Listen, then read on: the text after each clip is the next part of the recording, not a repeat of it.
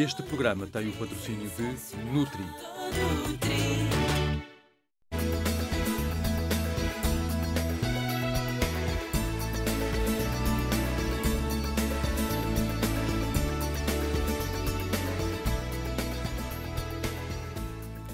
Viva a saúde! Estamos consigo para mais um programa. Ter uma gravidez saudável exige alguns sacrifícios, mas vale bastante a pena. Na última década, a mortalidade materna caiu 47% a nível mundial.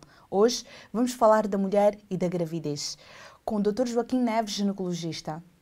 Bem-vindo à nova casa do Viva a Saúde, Dr. Joaquim Neves. Muito obrigado. Como é que uma mulher se deve preparar para esse estado tão bonito que é a gravidez? Devemos, em primeiro lugar, ter a consideração que, na maior parte das mulheres, a gravidez não é nenhuma doença, não é nenhum estado patológico, é um estado dito de normalidade, um estado fisiológico. Não deve haver nenhuma preparação específica para engravidar. Eu diria que deve haver um planeamento da gravidez. E, habitualmente, desde que existem condições consideradas sem nenhuma grande repercussão, porque, volto a repetir, e este aspecto é muito importante, porque as pessoas acham que a gravidez devem ter cuidados especiais. A maior parte das mulheres que engravidam são mulheres normais. Basicamente, em termos de saúde da mulher, teremos que ter a garantia, por exemplo, que o rastreio do cancro do colo do útero esteja negativo e poderemos ter uma avaliação em termos de imagiologia da ecografia do útero e dos ovários para ter a noção que está tudo dentro daquilo que podemos considerar normal. Portanto, é necessário, antes de se pensar em engravidar, fazer se calhar uma série uma avaliação de exames básica de rotina em ginecologia e se pensa em engravidar, a avaliação do grupo de sangue, que é um dos exames básicos numa mulher que engravida. Olha, ainda bem que fala nisso. É verdade que há determinados casais que o tipo sanguíneo não bate para terem uma criança, para engravidarem, é muito difícil ou pode causar complicações? Eu diria que apenas é um mito. Apenas é um mito. O que nos interessa em termos de grupo de sangue é vamos traduzir, é aquilo que as mulheres apresentam em termos de grupo RH. O grupo RH é o mais importante. Uma mulher, quando é RH negativa, pode haver uma incompatibilidade relacionada com o feto e o cônjuge. Ou seja, se uma mulher for RH negativa e o seu cônjuge for RH positivo, nós, ao longo da gravidez, teremos exames regulares que serão realizados e depois existe uma vacina para minimizar algum efeito da incompatibilidade do grupo de sangue da mãe e do feto. Mas até que ponto é que essa incompatibilidade pode causar realmente problemas se não houver a vacina? Nós esperemos que isso não aconteça, porque a situação é uma situação muito dramática, sobretudo para o feto. Vai criar uma situação de anemia grave, que inclusivamente pode culminar com morte fetal. Quais são as alterações que sofre o corpo da mulher nessa fase? Essas alterações estão todas relacionadas com o ambiente hormonal que a mulher tem. Há um ambiente de um aumento significativo das hormonas femininas, nomeadamente a progesterona, que é a hormona da gravidez, e há uma tendência para um aumento significativo do volume. E essa tendência traduz-se, sobretudo, numa marcada uma acentuação da silhueta da mulher. São estas alterações que também podem se acompanhar com alterações do peso, provocando uma certa preocupação da mulher durante a gravidez e os quilos que podem aumentar. Era isso mesmo que eu lhe queria perguntar a seguir. Quantos quilos uma mulher normalmente pode engordar sendo normal e o que é já em excesso e pode causar que tipo de problemas? É aceitável que haja um aumento entre 11 a 14 quilos até o fim da gravidez. Somente a 30, 40. Isso tudo é aceitável, mas nós sabemos que existem algumas mulheres que têm um aumento de peso superior. O aumento de peso superior pode-nos colocar um grande desafio que está essencialmente relacionado com a possibilidade de haver diabetes ou não associada à gravidez. E nesse caso a mulher deve praticar algum tipo de atividade física? Mais uma O que é que vez, deve fazer? a gravidez, na maior parte das mulheres, não é uma doença. Uhum.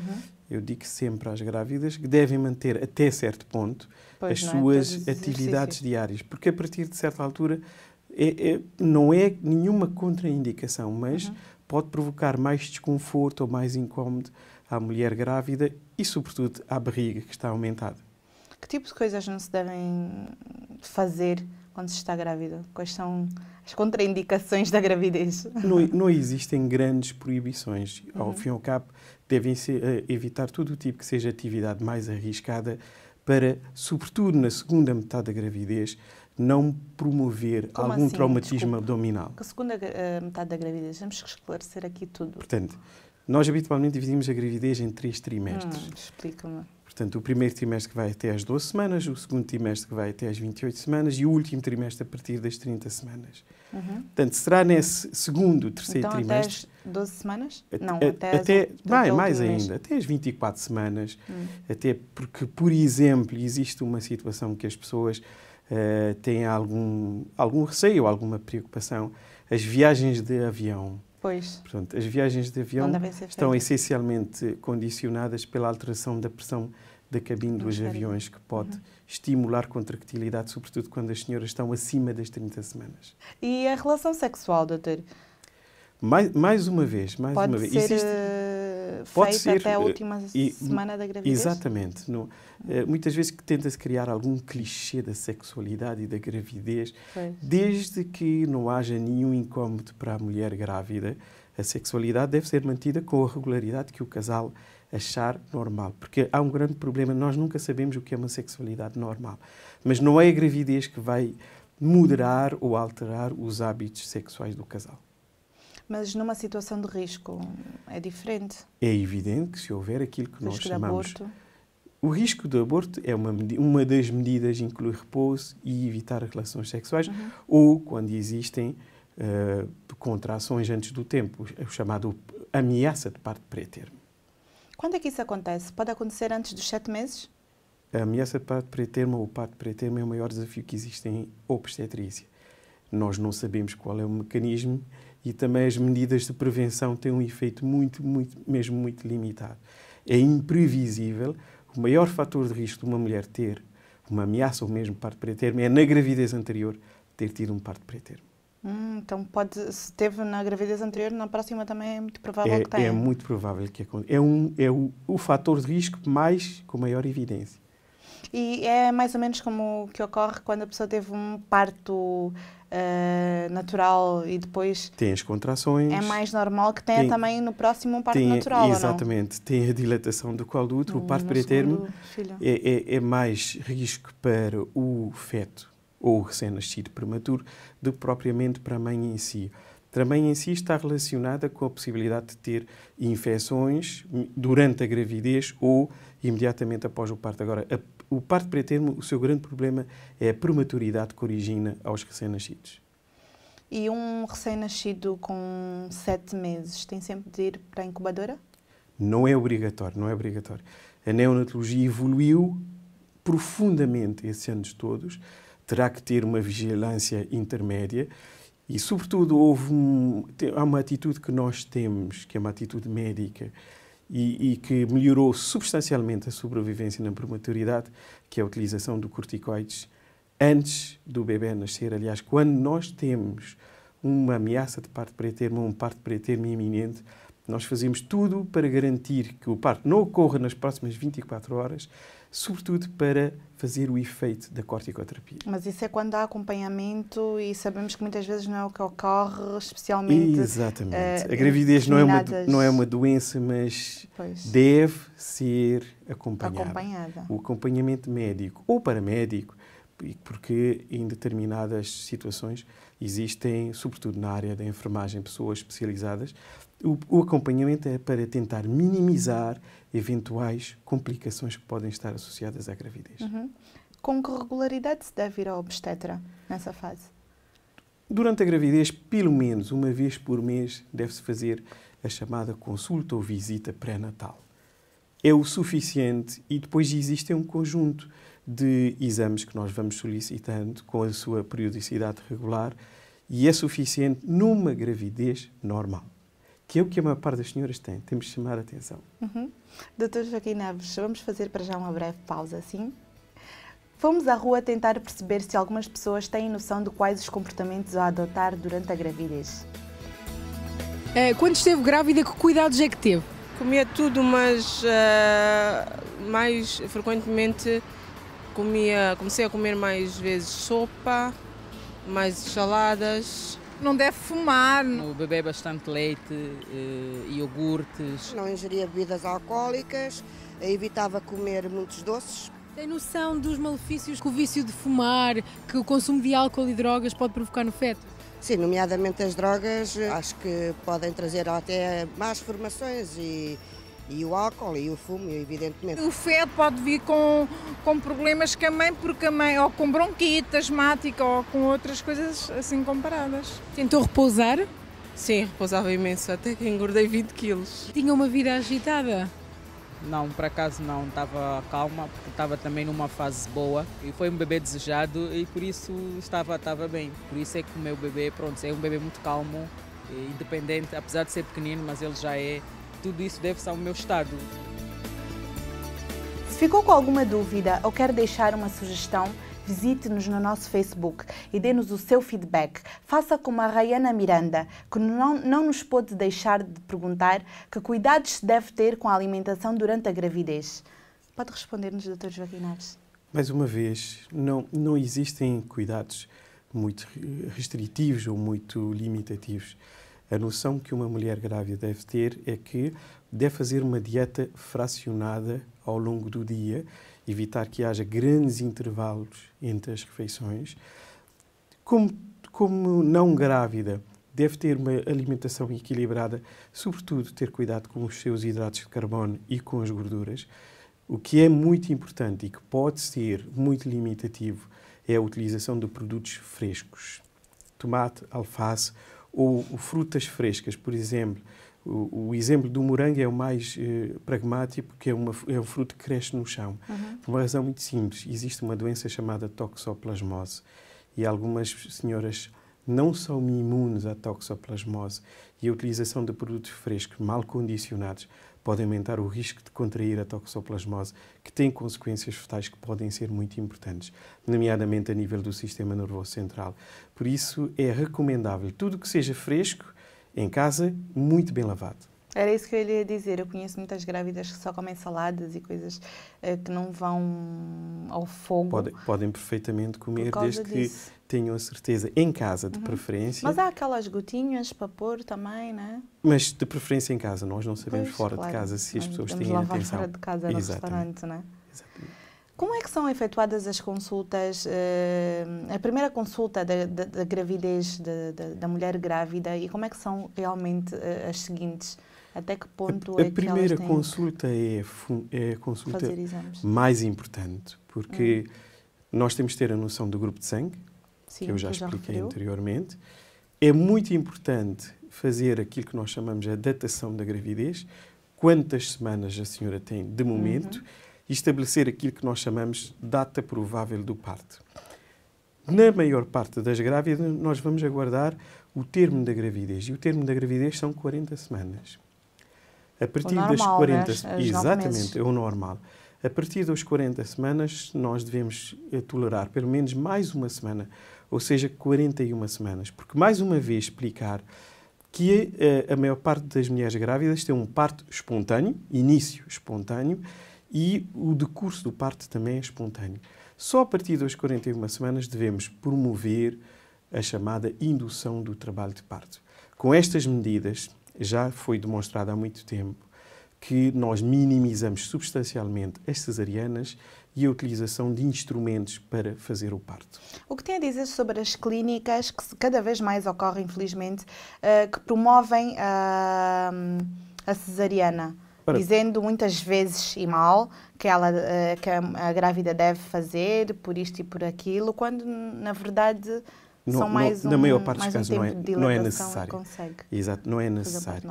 Qual é o problema de uma mulher ter uma cesariana? É que ter uma cesariana fica-lhe condicionado os próximos partos. Nós, quando temos uma mulher que teve uma cesariana anterior, não conseguimos induzir o parto, ou a indução de parto é uma medida com algum risco, porque já existe uma cicatriz no útero.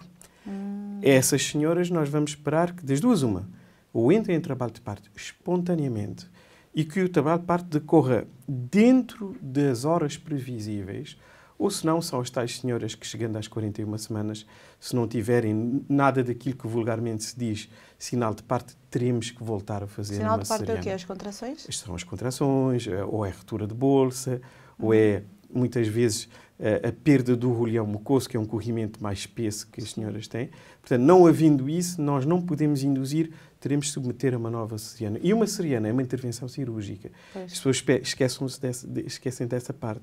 A intervenção cirúrgica tem os seus riscos cirúrgicos e tem os seus riscos anestésicos.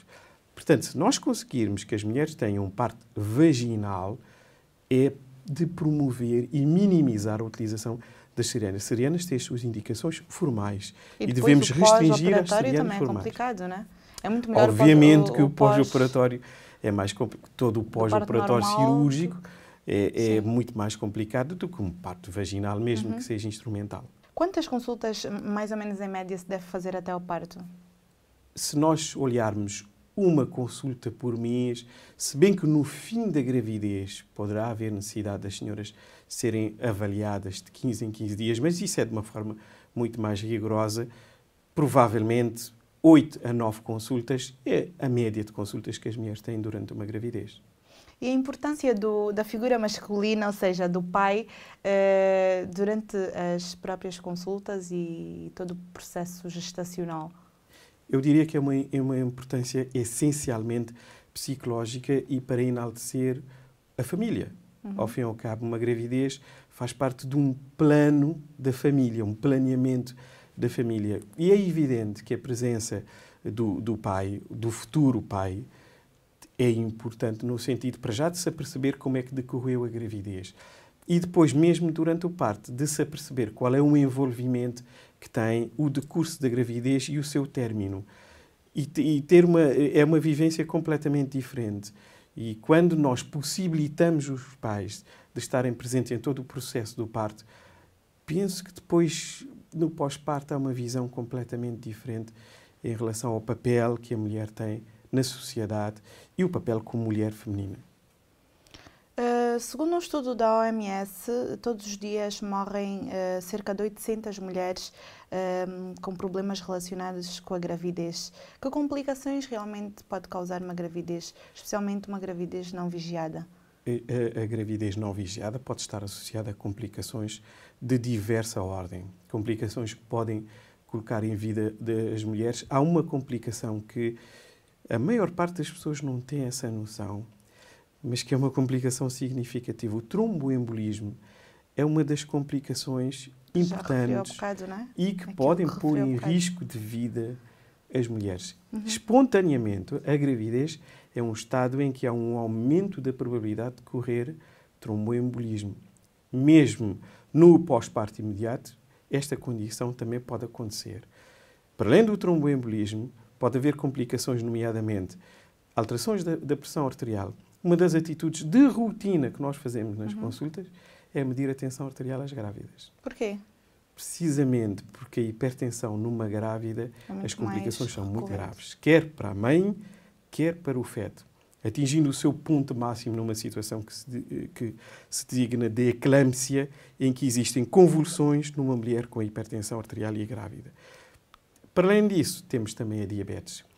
Hoje em dia, cada vez mais, tenta-se fazer um diagnóstico mais precoce ou mais apurado da diabetes durante a gravidez, porque presume-se que a diabetes na gravidez é o primeiro sinal de que mais tarde esta mulher terá tendência para desenvolver diabetes. Em média, quando é que uma mulher deve, a partir de deixar de trabalhar, de ter a sua atividade normal na empresa? Também dependendo do tipo de trabalho que tem, não é? Depende do trabalho e não só. As grávidas que eu tenho a possibilidade de vigiar, eu pergunto quando é que elas querem deixar de trabalhar, porque há grávidas que vão até o fim da sua gravidez desenvolvendo a sua atividade. E existem outras que, por certas limitações, por contrações, nomeadamente, ou mesmo por algum desconforto pelo peso da placenta, pelo peso do feto, pelo peso do líquido amniótico, causa um extraordinário desconforto e uma fatigabilidade. Mas isso vai depender, essencialmente, eu diria, da grávida, não do trabalho que faz, porque depende da forma também como as grávidas encaram a sua gravidez. No início é tudo muito engraçado, muito interessante. Muito cor-de-rosa. Mas eu acho muito giro quando elas chegam ao fim, tipo a dizer: já estou farto desta barriga, quando é que... Mas é uma forma muito interessante de dizer as coisas. Não é que frustração nem arrependimento, não. É a sensação de que quando é que isto tudo acaba. Pois. E depois é a sensação, quando é que isto tudo acaba? Bem. Pois, tem que ser. É verdade que uma pessoa com risco de parto tem que ficar, por vezes, 9 meses de cama? Quando nós temos Isso assusta, uma doutor. ameaça de parto pré-termo, o repouso é uma das medidas fundamentais para minimizarmos que isso aconteça. Mas que tipo de repouso? Ficar mesmo só na cama? Exato. Pode existir repouso absoluto ou repouso no domicílio. O repouso absoluto, quando temos alguma ameaça de parto, nós temos critérios que utilizamos para dizer isto é uma senhora com uma ameaça de parto que pode ir para casa ou é uma senhora que tem que ficar internada. Pois. Para além do parto pré-termo, existem outras internamente. situações, nomeadamente a localização da placenta, aquilo que nós tecnicamente chamamos a placenta prévia, que é, ao fim e ao cabo, para as pessoas entenderem, a placenta estar à frente da apresentação do bebê, quer cabeça, quer que seja de nádegas ou de pés. Portanto, isso é uma situação muito complicada que pode originar uma das condições mais graves na gravidez, que é uma hemorragia, e que pode necessitar de internamento mesmo e algum repouso absoluto. Doutora, e aquela noção que muitas mães dizem, quando a barriga começa a descer, é porque realmente está perto do parto, é verdade? São sensações, eu diria, sensações.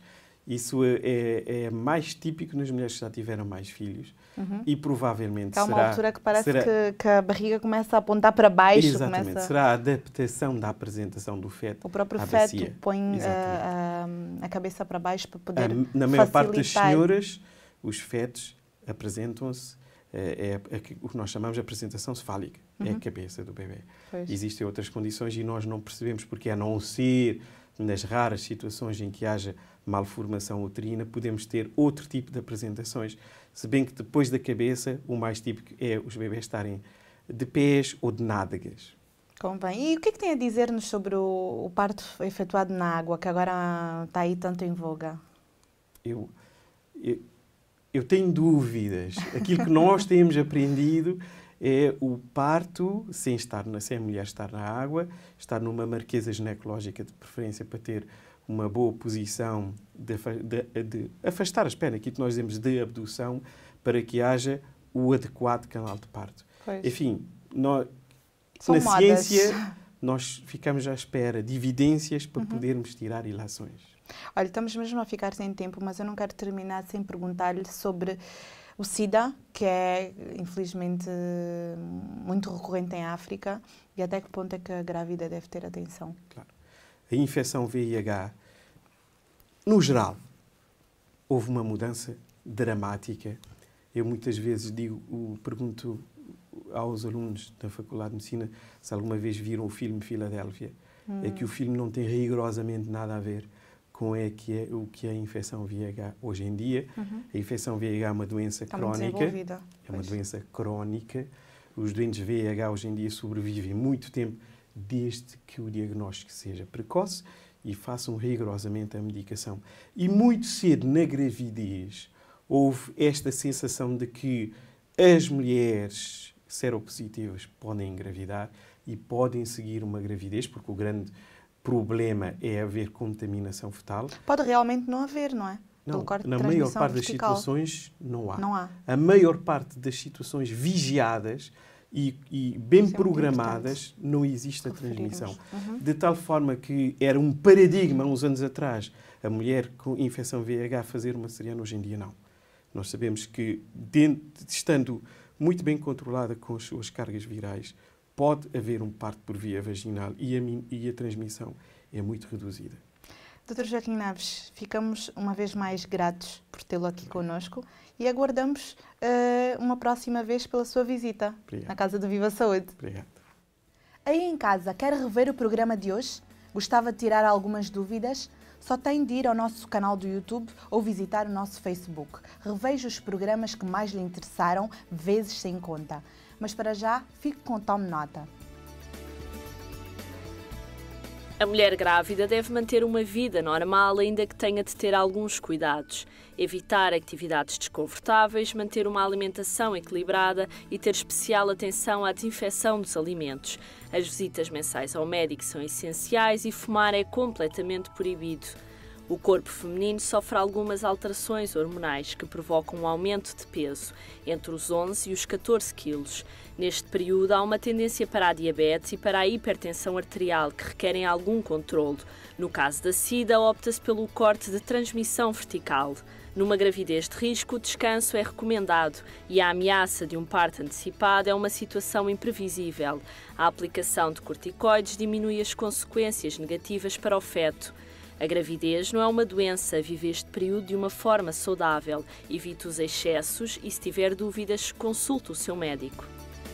Chegamos ao fim. Espero que tenha sido mais um programa do seu máximo interesse.